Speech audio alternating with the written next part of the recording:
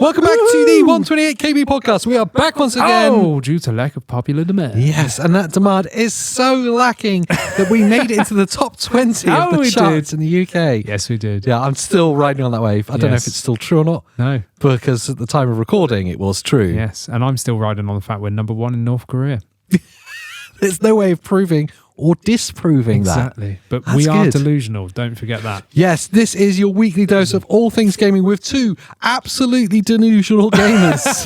Yes. That make fake content. Fake.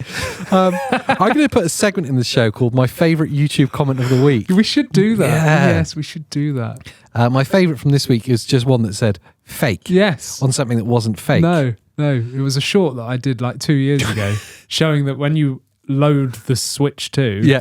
and if you press different buttons, it makes different sounds. Which it makes it does. like car horn sounds or whatever. And you showed it happening. And I showed it happening in a video. Someone's reply was just fake. Fake. and it wasn't just that No, there's person. other Someone people. else was like, yeah, fake. Yeah, this isn't real. And then there's a whole everyone's- conversation about it. Yeah, it is. Just try it. Like, what? It's always been able to do this. Delusional, Andy. The other one that I liked this week was it was on a clip taken out of the review of the BenQ X300G gaming projector. Great thing. Yeah, and the clip was showing gameplay footage from the projector on your wall. Yeah. And you were talking something about it. Yeah. There was lots of words. I wasn't really listening. I'll be honest. I'm just rambling on like I do. Yeah, there's a lot of like blah, blah, blah. Yeah, Netflix documentary excerpt. Yeah. Part 5. yeah. And the person put, you could have at least shown some footage from it. I was like, the whole video is footage from it. It's footage from it. Yeah. Like, I don't know what happens in the shorts feed. I think they probably thought that was like press images. No, like maybe gameplay, like recorded straight to the computer. Oh, okay. Because I was filming a projected screen onto the wall. Yeah. Maybe it just looked like I just put the footage over top of the video. Do you know what I mean? Yeah, I do know what you mean. Maybe they didn't realise. No, that is actually what the projector looks like. Yeah. Oh. I'm not going to ask you what your week in gaming is like because that actually lets the listeners know how we record these podcasts. Indeed. But if you're eagle-eyed, you'll see that we're wearing the same clothes as last week. Yes. Yeah. Producer Pete that was here in last week's episode just locks us up for a week. We don't often get a chance to change clothes. So, so we haven't played anything because we've been locked away. This whole thing is forced labour. Yes, it is. And the only reason we do gaming is because they've locked us in a room where the games are kept. Yes, that's why those jelly beans are so old that they've just become sugar again. I don't know where I put them. They're on the shelf behind you. They're down here. There, yeah, they've actually evaporated into just like sugar. This sugar ghost. Yeah, it was. Yeah, once was a jelly bean. Amazing. I'm still bitter about my Helldivers 2 experience. Yes. I'm waiting for people to play with me. Yeah. I think I'll be waiting for a long time. You will be. I mean, it took me how many years to play Final Fantasy? Which reminds me, we didn't get it in the last episode. Oh, wow. Is it the first episode in the entire history of the podcast that you haven't spoken about Final Fantasy? Oh. And you even brought up the PlayStation handheld as well. And the Nintendo Switch where Final Fantasy 7 is going to be playable soon. Yeah. Oh. Gutted. To say I'm gutted, I mean, they're all gutted because they sit there with a bingo card ready. Do, yeah. It's a drinking game as well. How many times will AJ say Final Fantasy 7? Yes. I've got it in enough already on this episode. That's true. I'm also getting this. This makes me very excited. I'm going to do a little wee in my pants. Okay. What's that? I'm getting made a life-sized Buster Sword. Yes, I've seen the progress photos. It is amazing. It's insane. It's full size. It's massive. It's going to have materia in the slots. I've seen that as well. So it's 3D printed, but it's going to be painted and it's going to look amazing. Yes. It is just shy of 6 feet. It is amazing. And obviously, I'm going to show everyone. Yeah. We need to put it in the set. Yes. I'm not going to put it in this set. I'm going to put it in my Yeah. set. But for one episode, it needs to be like learned up against. In fact, because I love Final Fantasy 7 so much, could it just replace you for an episode? Yeah, it could. Yeah. Just the Buster Sword. What I'll do is I'll like green screen my lips on it. So when they do those talking animal clips, I'll do that. There's basically like a window into my dreams. It's just like the talking Buster Sword, but it's got Andy's voice. Yes, that's it. Yeah. Just have some floating eyes and lips on the sword. Yeah, that's going to be so cool. I mean, if you're really interested in that kind of thing, you could join our channel memberships and then get into the private Discord. Yes. And then I share that kind of thing in there. Yes. And everyone gets a window into my madness. Talking to members, I want to give a shout out to all of you beautiful people that are members. And you get early access to these shows as well. Yeah. Some of you, it accompanies you during your work. Indeed. In fact, I think most people, it seems to accompany them during their work, which is nice. So if you're working away. Getting paid to watch us. It's great. Oh, I wish I got paid to watch us. I know, yeah, same. Or paid to watch anyone, actually. No, we just get paid in jelly beans. So. And 1 hour of daylight a week. That's when he lets us out. We don't even get to wash our clothes. We just have to wear them all week. Just the same clothes every week. No, we don't record these all like 2 in a day. Maybe not. Who knows?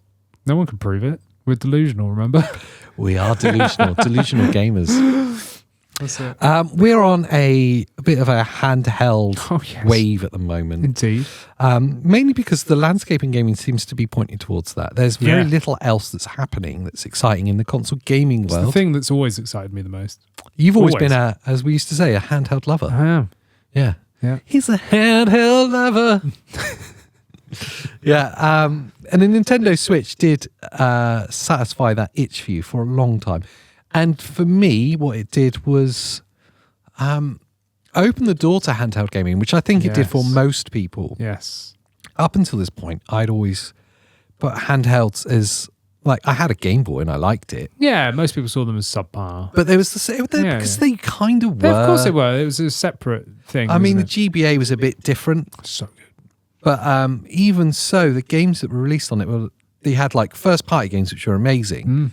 And then subpar copies that weren't quite the same game. They just had the same titles as the AAA releases. Yes. So that was the case up until some third-party releases on the Nintendo Switch, which happened, straight away. Yeah. There was the Switch that changed everything. It was. It's what brought console games to being portable. Yeah, fully. So it made handheld gaming kind of a viable thing for everyone. And then obviously the Steam Deck picked up that baton and absolutely sprinted with it. Yeah. But also, and we were on a bit of a handheld wave, both in the marketplace, but also in what we're making at the moment. Because we're at this weird midpoint in the console generation that feels like this generation, is it 10th generation? Is that what it's called? I don't know. Is it 8th? I don't. What generation is this? I don't know. The PS5, Xbox Series X generation of consoles. Yes. We're at this weird midpoint of it. We're about halfway through. But it still feels like it hasn't started yet. Which is totally weird. PlayStation have only just announced their first full game being Astro's Playroom, like the full game. Did anyone who's watching, listening to this, see the PlayStation? I didn't. I went to put it on whilst I was drinking my coffee. Yeah. And I messaged you saying, I'm just loading this up. And you went, don't bother. So I turned it off. I watched it. I don't know why. I don't know why I put it for myself. I watched it and I got a little notepad out. I was like, maybe there'll be some stuff we can make videos about. Yeah. Okay, let's see. Yeah. And it was just such a painful experience. It's like mediocre rubbish. Silent Hill 2 remake, and I was like, it doesn't even look that. I hate to say it. I'm going to buy it. Of course you are. But it doesn't even look. And I think Alan Wake has destroyed it. Yes. In truth. Oh. Somebody's at the door. Is that Xbox with the new handheld? It might be the Asus ROG Ally X that we got last week. I was going to say, we've already got that. Hopefully they're not here to collect it. No. Where was I? The PlayStation Direct. Yes. And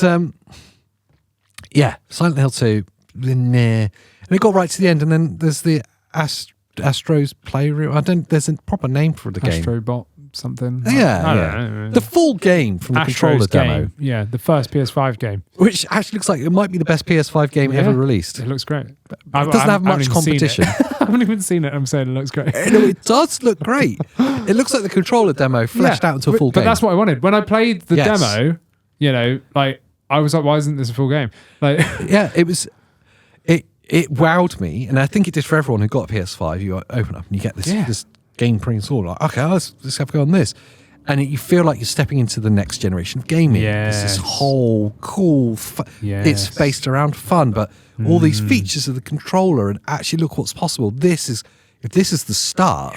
It was so good. PlayStation 5 generation is going to be amazing. And then they made PS4 games.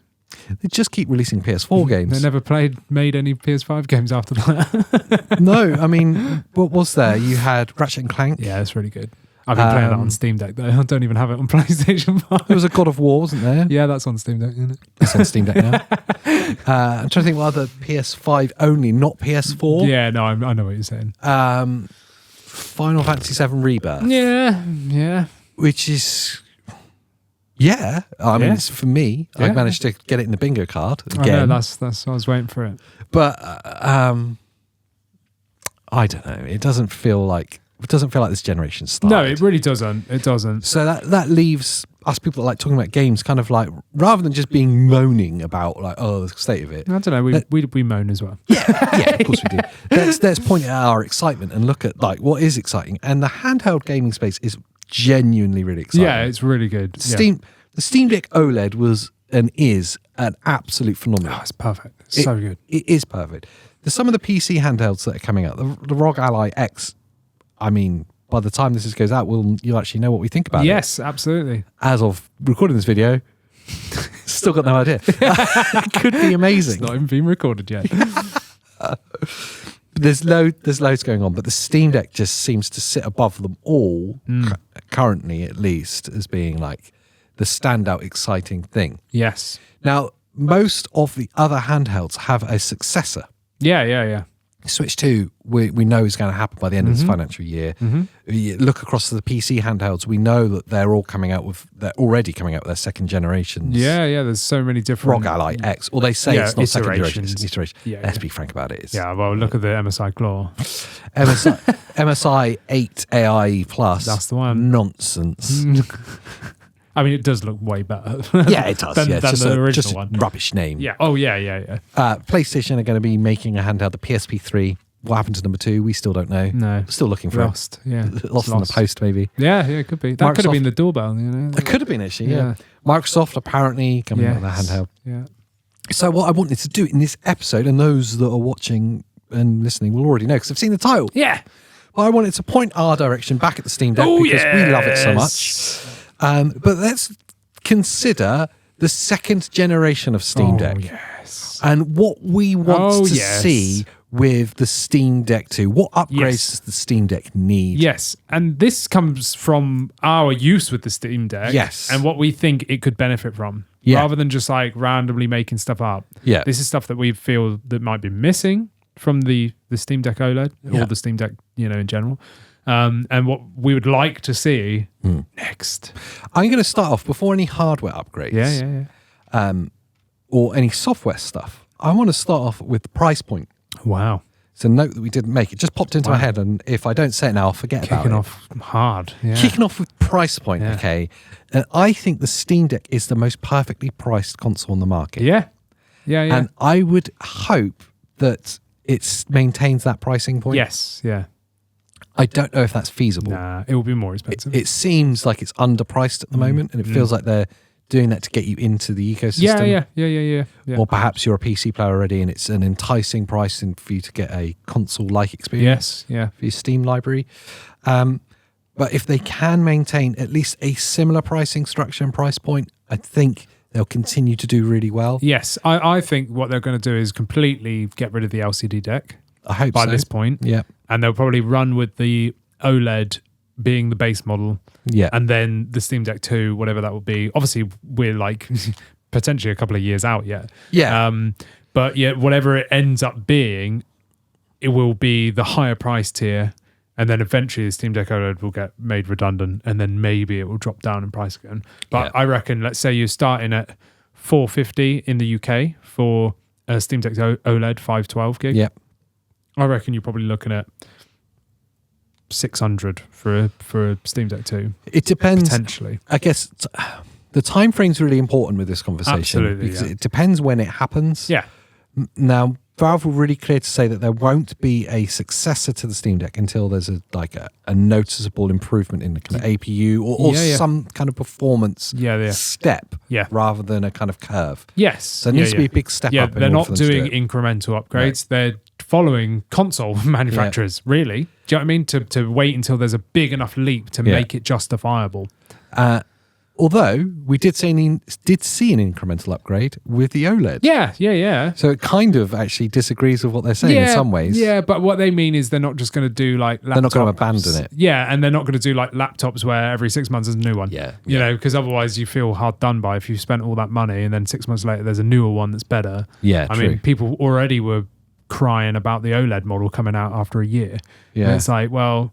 You know, it was a worthy step. It's a worthy step, but if you've already got the LCD deck, you don't necessarily need to upgrade. No. You know? I will say, if you've never seen an OLED screen and you can only afford the LCD, okay, do it. But the problem is, as soon as you see an OLED panel, you cannot not do it. You can't unsee it. No. Yeah, like that's the thing. It's like, it's the same for the Switch. Everyone said the same. Biggest performance upgrade you'll get in terms of like the visual performance of this machine. It's so incredible. What I think is going to happen, you've got a timeline, and we're probably 2 years off before hearing anything about this. I think so. I think we've got 2 years. And I think in those 2 years, the LCD will get phased out entirely. Absolutely, yeah. Which leaves a space for them to drop the price of the OLED, yeah. Of the OLED down. Or the hardware that they choose will potentially be more readily available and a bit cheaper by this point. Yeah, maybe. So I start with that because I think it's the most important part of, or one of the most important parts of the success of the Steam Deck is its pricing. It needs to be accessible. And it's going to be competing in a very crowded landscape, the Steam Deck 2. Yeah, just as we were talking about in last week's episode. Yeah. It's going to be very crowded. You're going to probably have a PlayStation and an Xbox version. The Switch 2 will definitely be here. And then 10,000 Windows ones. Yeah. And maybe some kind of big picture Microsoft Windows operating system will be available by that point. Yep. There's going to be a lot, so pricing's really important. But moving on from pricing, let's go to hardware. Yes. Actually, the upgrades that we want to see. I'm going to start with the most obvious one and the one that's going to be closest to your fingers. Oh. And that is the Hall effect. Sticks and triggers. Yes. Yeah, we need that. Well, the fact that so many third-party upgrades or upgraders have done it now already. Yeah. You know, GuliKit's got them out. It's got to be the most done mod to a Steam Deck is the GuliKit Hall effects. Yes. Yeah. It just needs to happen. Yeah. Any hardware that's released now that's got a controller basis to it has to have Hall effect. Pretty much everyone's releasing Hall effect now. It just has to be done. Yeah. And a lot of these PC handhelds have Hall effect sticks. Yeah. You know, so I know they were asked about it with the OLED, saying why didn't you do it? And they just said, well, we think our sticks are fine at the minute. You know, so they were like, it's not something we wanted to worry about. There's like a tipping scale, isn't there, of how much of it is just marketing hype. Yes, and how much of it is actually important hardware upgrades. Yeah. Objectively, Hall effect is going to be better for sure. Yeah. But how many Steam Decks are suffering from stick drift? Yeah. It's not something I've particularly heard about or come across. I think you always run the risk with the potentiometer module. Yeah. You know, but it's also down to accuracy and dead zone. That's fair. You know, that's one of the biggest things is you can pull the dead zone right back on a Hall effect stick just because they're more accurate. Yeah. You know, but it is something I'd like to see. The other thing I'd like to see, which kind of tallies in with something else we'll talk about later with like a slight chassis redesign, but like with the Hall effect sticks, I'd like to see metal caps underneath the thumbsticks and anti-friction rings Anti-friction ring would be really big. So that it feels super smooth. Like I've been testing out, like recently did a video on the GuliKit KK3 Pro. Yeah. Previously looked at the Max, you know, and those sticks are buttery smooth. And pretty much every controller I test, because obviously test a lot. Yes. Whether they're Joy-Con replacements or Pro controller styles, always the best when they got Hall effect sticks with an anti-friction ring plus the metal ring underneath. Just because I feel it feels so elegant, doesn't it? Buttery smooth. And again, that GuliKit KK3 Pro, like smoothest joysticks I've ever felt. I would love that on the next Steam Deck. You know, like really nice, smooth sticks. Were you saying that the GuliKit Hall effect upgrade for the OLED has plastic caps on the joysticks? Yes, it's not the OEM Such caps. a weird move. It is, especially when you can buy the sticks from whoever it is that do the iFixit or whoever it is that Valve have partnered with to upgrade like replacement parts for the Steam Deck. So yeah, we got sent the GulaKit Steam Deck OLED Hall Effect sticks. I was really excited by them. I was like, I'll do that. It's easy. You just pop the back off, unscrew, drop them in, calibrate them, and away you go. But the sticks, the thumbstick caps, I mean, for one thing, it's good because they're already pre-soldered. So this is a drop-in unit. Yep. You don't need to unsolder your old caps for the capacitive touch. Yep. They're already all in one, so you just drop them in. The problem is when I took them out and I felt them side by side, the Steam Deck OLED sticks have got like a rubber ring around the edges, and the capacitive touch center is slightly rubbery feeling. Yes. On the Steam Deck OLED GulaKit upgrade things, they're just like hard plastic. They don't feel as nice. They're not as grippy. It's just a weird move. It's weird. And obviously, if you're into modding, you just unsolder the actual ones and put them on and resolder them. It's easy.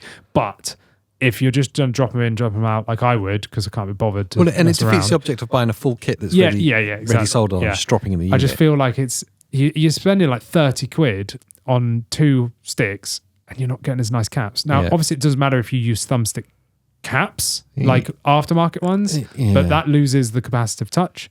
I'm sure if I put them in, I probably wouldn't notice, but side by side feeling them, the originals that come with the OLED are nicer feeling. You know, like I'm talking about the actual sticks themselves, not like the functionality. Yeah. But yeah. So I like to see it because I think it's the Hall Effect this is. Yeah. Because it's an important longevity thing. Yes, that's the thing. Yeah, that's the thing. And I think it kind of needs to have it now because the kind of momentum of marketing talk is anything pro is Hall Effects now. Yeah. It wasn't the case not even 2 years ago. Yeah. It's happened very rapidly. Yeah. And Hall Effect's not new. No. Was it Dreamcast had Hall Effects? Yeah, Dreamcast had Hall Effect sticks. But, you know, it's become a buzzword almost, like a thing to look for. Yeah, and I think that's stemmed from the Switch having such rubbish joysticks. Such bad that's caused so much drift that everyone's like, well, it's potentiometer stick's fault because there's friction and contact and dirt and rubbish can get in there. And yes, that's absolutely possible, but there's also potentiometer joysticks that have been around for 20 plus years that are fine. Yeah. You know, could also just be that the joysticks on the Switch are rubbish. They are. Yeah, that is absolutely the problem. Some of the worst ever made. That is the problem. Again, and I'll go back to it, is the main benefit is just for how accurate Hall Effect are. Again, because it's using magnets to input. So moving on from the sticks and the triggers, I'm actually I'm going to skip a couple on this list to come back to them. Yeah, okay.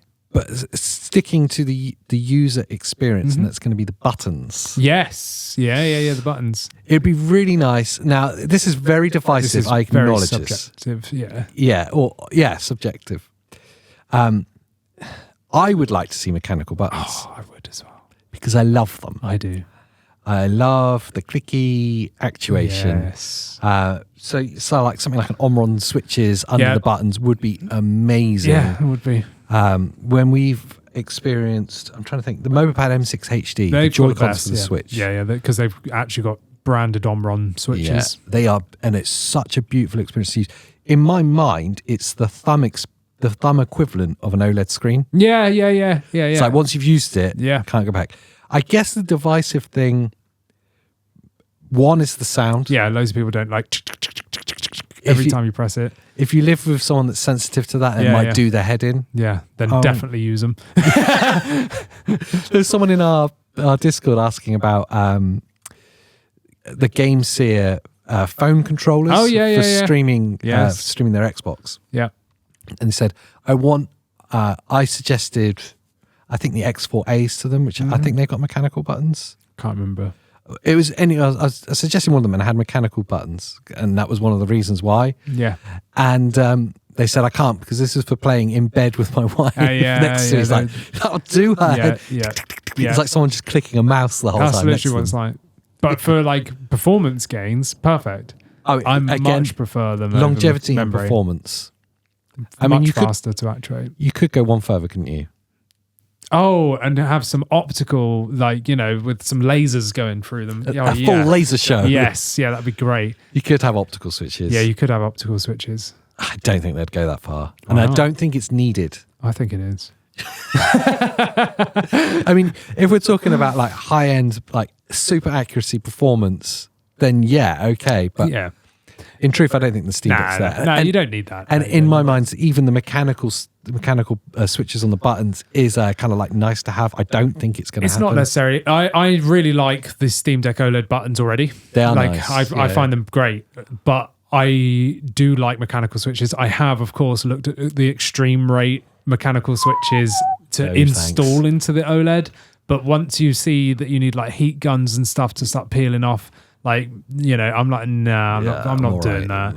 Like, I can't be bothered to do that. So if it was a drop-in replacement, then it'll just like the thumbsticks. Yeah. If I could take a couple of screws out, drop it in, be done, maybe, you know, but I'm not spending hours like, risking breaking some bit of the board or whatever.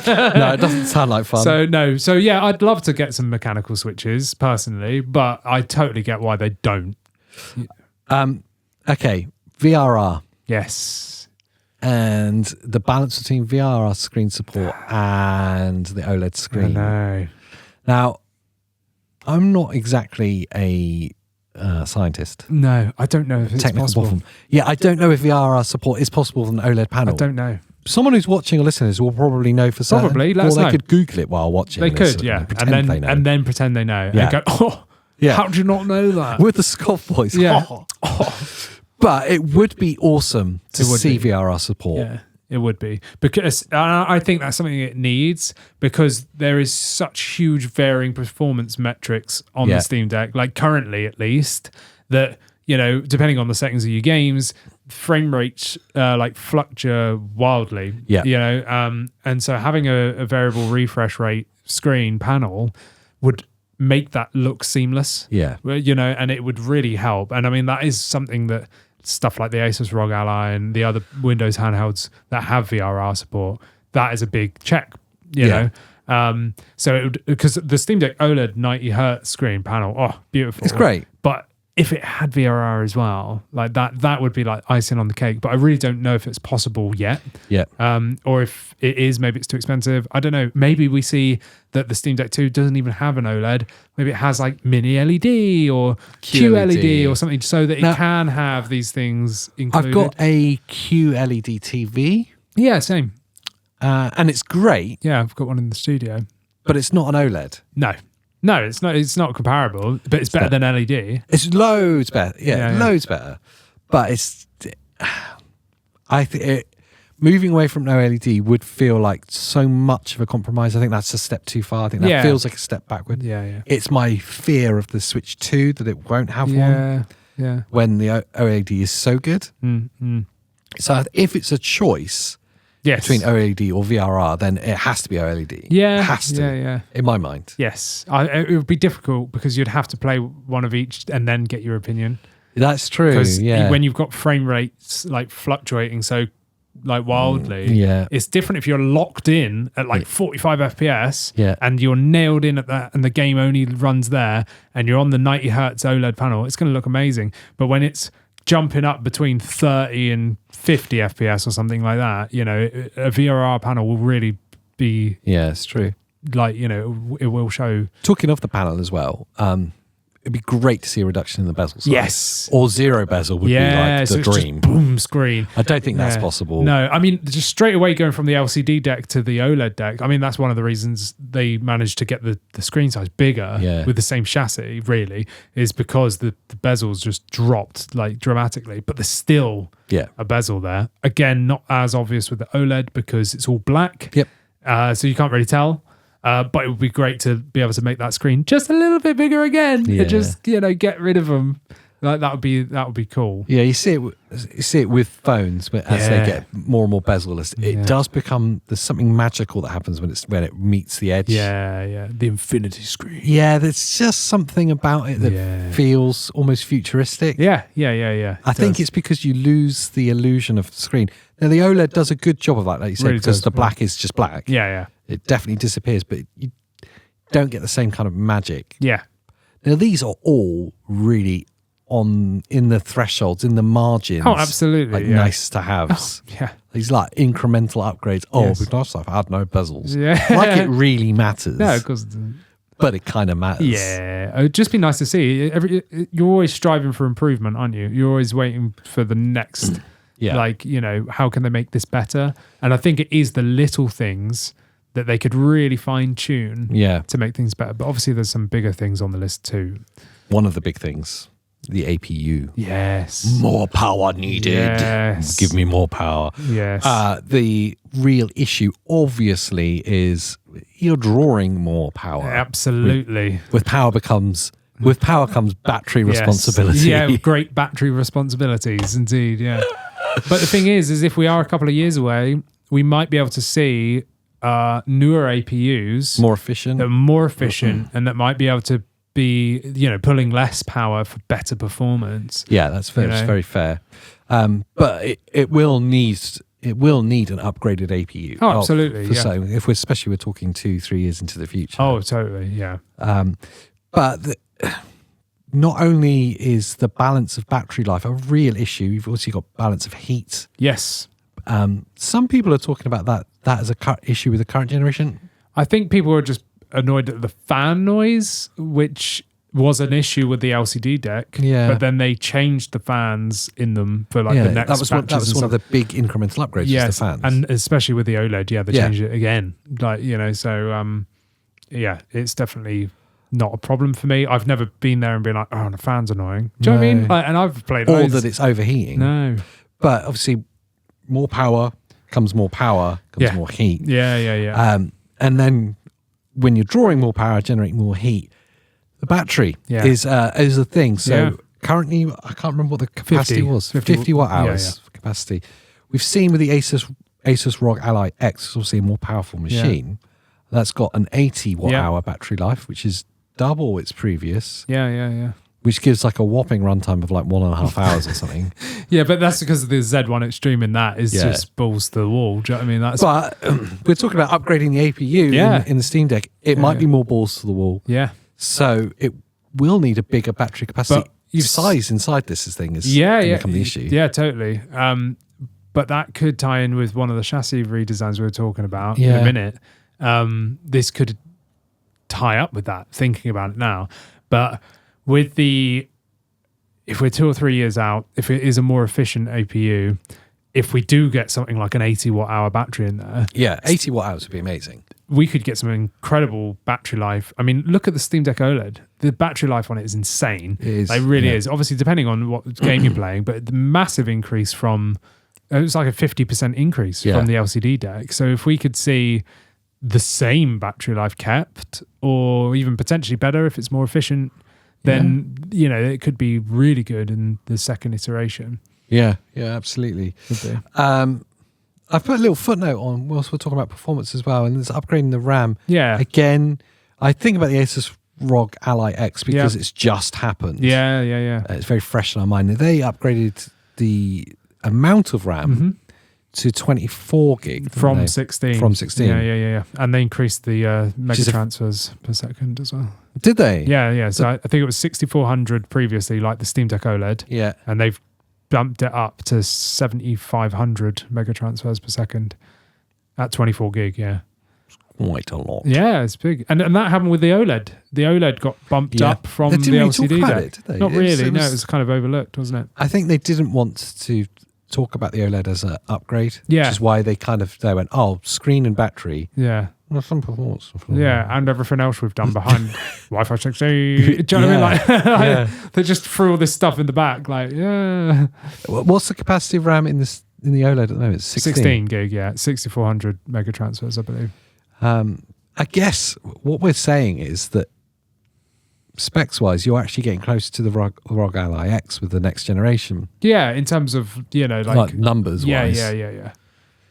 Which kind of feels about right, especially as the timeline we're looking at. It's going to be obviously delayed slightly from ROG Ally X's. Now we're talking 2-3 years' time. Yeah. I mean, we could see massive improvements on top of what we're talking about, potentially. Yeah. But again, the balance, handheld, the big balance is size, weight, and heat. Yeah. Like all the things. And price as well. That's got to be a consideration, like you said at the beginning. If they want to keep it roughly the same, they're going to have to make some sacrifices. Yes, they could put like 64 gig of RAM in there, but maybe that pushes the price barrier too high. Yeah. So then they'll put it back down. Do you know what I mean? USB 4. Yes, there needs to be more than one USB port. More than one USB because port. currently we've just got one. Yes. And it's frustrating. Well, you've got all these janky docks happening, third-party things, the people from JSO and all the rest of it. Yeah, the socks. Yeah. The J-Socks. Yeah. How do you say it? They told me it's J-Socks. And that's coming directly from them. Okay. I said to them, right, what do you want me to say? Because I'm saying like J-So, J-Socks. It looks like JSO. It does, doesn't it? They're like, yeah, just go with socks. I was like, all right. It's not how it's spelled, guys. J-Socks. J-Socks. Okay. Don't know who Jay is and why he's got a company built around his socks, but Jay's Socks. Jay's Socks, yeah.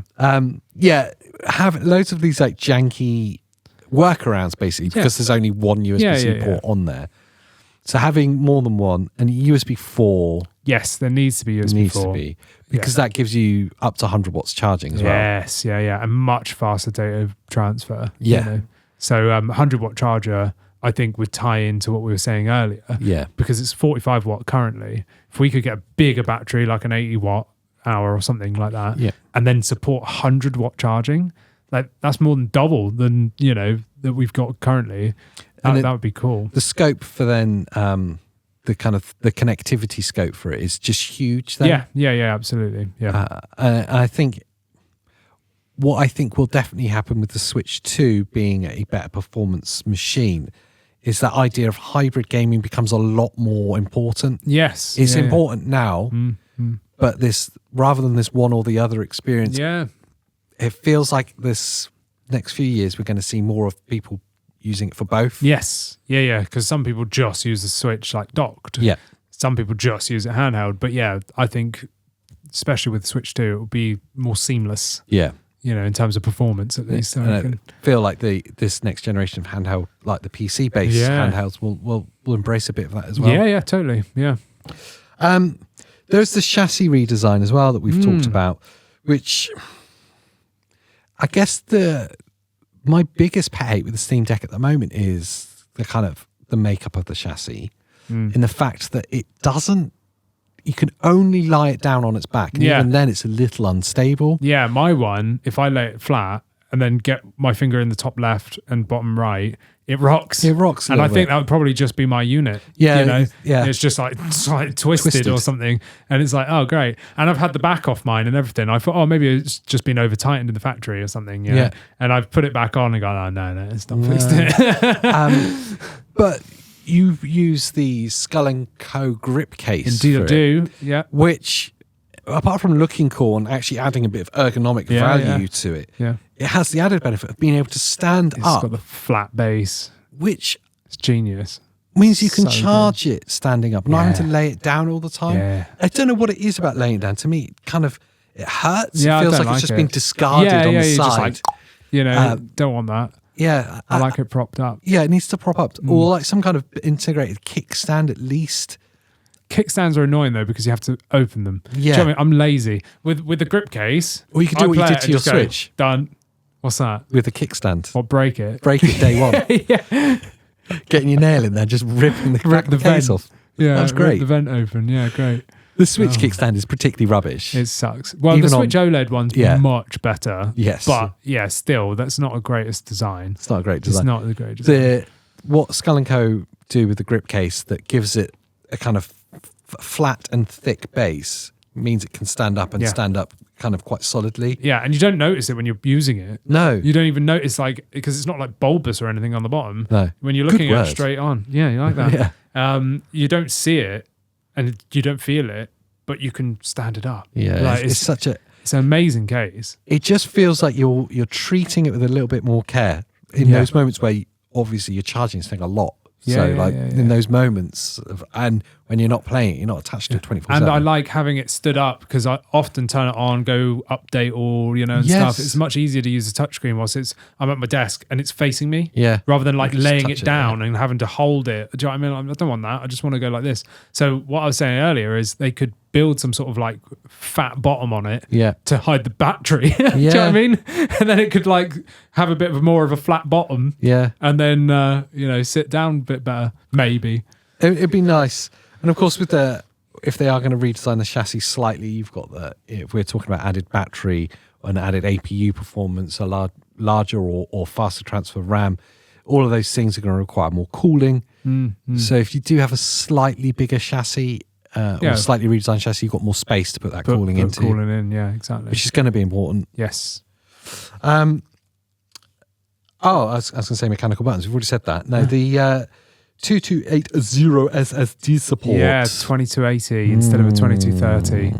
I mean, that's what most of these handheld PCs are going now. Again, the ROG Ally X have done it. Just more widely accessible. Way cheaper, and by that point, in a couple of years, we'll probably be on a higher gen. It'll be like Gen 6 or Gen 7 NVMEs at that point. Yeah. And we'll have insane speeds. And it's going to be cheaper buying a 2280 size. Yeah. Because if you don't know what we're talking about, the Steam Deck takes 2230. Which is like half size SSDs. drive, yeah. Whereas the 2280s are the longer ones that you typically find in PCs. They're everywhere. Yeah. Everyone makes them, brings the price down and more accessible. Whereas the 2230s are more expensive. Did I show you the picture of Sabrent's 2280 PCIe card? 64 terabytes. Insane. I've got to get this right. There's 4 rows of 4 2280s on both sides of the PCIe card, and each of them are 4 terabytes. That thing must cook. Yeah, that's going to be the Steam Deck too. It's just going to be 64 terabytes. You don't need central heating anymore. Don't worry about your electricity bill. This thing will heat the house. Just prop that up in the corner and you'll be ready to It's go. like a nuclear reactor, just of storage. I don't know why you'd want that much storage either. No. Or in one computer. No, I don't know. It's odd, isn't it? It just seems vulnerable. Yeah, anyway. It's weird. But going back to the drive then, I think that would be cool if it had a 2280 and if it was more easily accessible, because loads of people want to be able to upgrade. And even with the Steam Deck OLED, you still have to take like the heatsink off and stuff. I was thinking about this when we were writing up the list. Like, if you could make PlayStation, have actually done a good job to them, to be fair. With like a little window that pops out. Yeah, you could do. I wouldn't want like a hole in the chassis. Do you know what I mean? I'd still want to be able to take the whole back off to hide it. But just what I mean, that it's in an accessible place. Area. Yeah, I totally. It doesn't feel like you're having to do some kind of engineering job just to put in a new NVMe or maybe drive. Just make it like a massive SD card. So you press the side and it goes whoop. And ejects it out. Yeah. How are you screwing it down in that situation? You don't. It locks in. It just locks itself. Yeah, electronic screws. Auto lock. That's it. Wow. You just show it and little arms come out and it just puts it in with itself. all of these added features. This Steam Deck 2 is just getting thicker and thicker. Yeah. It's just a laptop. It's a desktop. Yeah. With a screen it's on built wheels. inside. Yeah. You're just pulling it around with a cable. Love it. Battery powered desktop. It's good. Why not? Final in our list. Oh. It's not going to happen, but it'd be nice to see. The problem with this idea is that I don't know how it's possible. It's not yet. No. But some way of getting around the anti-cheat problem, the fact that obviously this is in Linux, which means that there's certain games that are unplayable because of the anti-cheat software, things like Call of Duty, Destiny 2, and Pete's favourite game, our producer Pete, his favourite game, Fortnite. Yeah. For me, I don't care because I don't play those games. No, and for me, I don't care because I can stream them from my desktop to the Steam Deck. Exactly. You know? But yeah, something. If I want to play Call of Duty, I've got an Xbox. It's fine. Yeah. I can play it on that. But for the wider player base, it's very important. Yeah. And if Steam Deck, as we want it to, is going to continue to be so widely successful, it needs to get more people in, continue to get more people in. And those games are huge draws. Yes. And the idea of playing Call of Duty on an OLED panel, handheld, sounds pretty cool. I mean, you'll be able to do it on the Switch too. Yeah. So it's true. Yeah, so that actually becomes a competitor in some weird parallel universe somehow. Yeah, it's weird, isn't it? It is weird to think about, but it will be. Will be. So they kind of need to find... maybe they need to find a way of getting around it. But I don't know technically how that's possible. I don't know, but I hope that they, even if it's Valve themselves, come up with a way of getting anti-cheat software to like work so that it be acceptable. Because I would like to do it. I obviously I will get a Switch 2 when it launches, and yes, they are releasing with complete parity on Nintendo systems. Yeah. But I always want everything in my Steam Deck. So I've got one place. Do you know what I mean? I rebuy games I've already bought on the Switch. Do you know why you do it? For the Steam Deck, so it's all in one place. And I can say everyone's the same, really, because of the accessibility of the Steam library. Because that library's followed you around for what, 15 years, 20 odd years. Yeah. Jesus, yeah. And the games that you've bought are still accessible on there. Yeah.